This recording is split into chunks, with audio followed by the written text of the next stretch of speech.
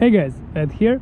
Today we have this beautiful Toyota Highlander, and in this video I'd like to show you how to change your headlight bulbs in this car. So let's start.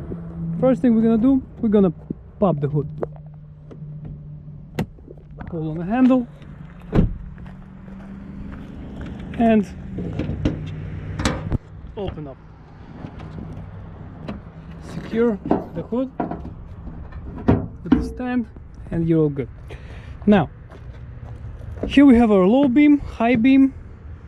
So how do we change it? It's actually very simple. In this car they made it very easy. We have our bulbs right here. So to remove it, first thing what you can do, you can just disconnect connector from the bulb. You press this piece, this middle piece, press on it and slide it down.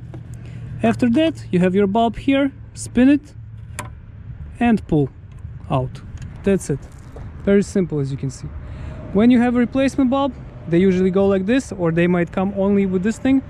So you just pull your bulb off with the fingers and switch them